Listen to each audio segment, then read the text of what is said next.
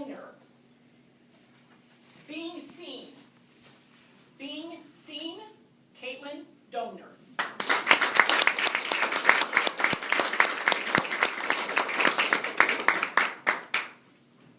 Our deepest fear is not that we are inadequate.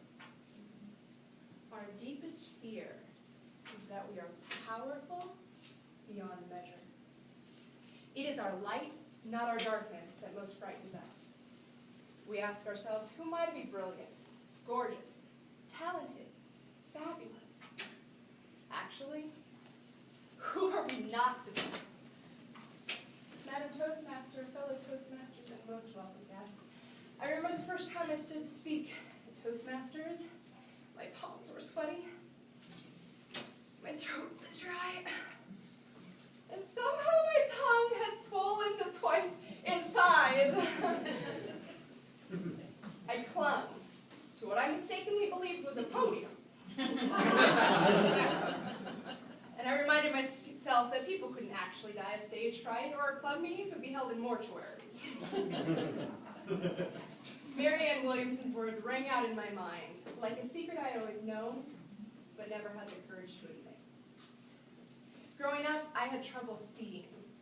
I was in glasses by the age of 6, legally blind by 12.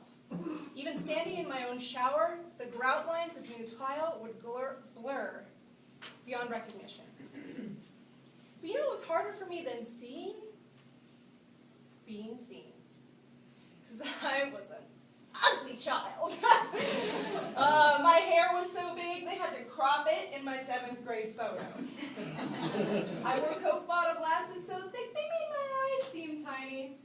I had to wear braces for 5 years, and even then this tooth, missing altogether. I did everything in my power to hide, fix, even surgically alter what I believed was the real me. I discovered hair gel. I got contacts, even had a fake tooth implanted. But I felt like a fraud. When girls complimented me, I deprecated. When boys flirted with me, I laughed them off. My sister was the cute one. I was the smart one. Even though I looked reasonably attractive on the outside, I still knew the truth, that I was an ugly girl in designer clothing. So you can see why I had trouble with public speaking, right? Way too much vulnerability required. Public speaking is like stripping in front of large groups of people without tips. Oh, goodness. In order for our message to connect, we need to share the most humiliating, tragic, raw bits of our heart with complete strangers, not knowing whether or not they even care. Most of you are probably thinking about those cinnamon rolls in the back. And that's the power of Toastmasters. We may be a family of outliers and misfits, but we have one thing in common. We all believe we will be better tomorrow than we are today. We understand that every morning is a crossroads. Every decision we make has consequences. The thoughts we allow ourselves to think, even in the privacy of our own mind, will change the course of our destiny. My most important makeover wasn't external. We all know how easy it is to fix this.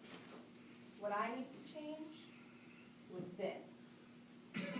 I needed to stop thinking like an ugly girl, start thinking of myself as beautiful, brilliant, worthy. I don't know you, but I know you. You have a dream. Unlike Martin Luther King Jr., most of us have never shared our dream with the world. Instead, we have voices that are whispering, sometimes yelling, "Who do you think you are? You can't pull that off. You're not good enough, smart enough, strong enough." And I know that they've been whispering for a long time. I am begging you to stop listening to them. You matter. There has never been, and will never be again, another you. You were placed on earth to do something no one else can do. You have been called to serve someone no one else can reach. But you can only do that if you try what no one else has dared. This is no time to play small. There is no time to dilly-dally with self-doubt. Our calling is too important for second-guessing. Our lives are too short for us not to fail like mad every chance we get. I'm asking you into the arena. And if you feel yourself start to waver, say my words to yourself. I choose to shine.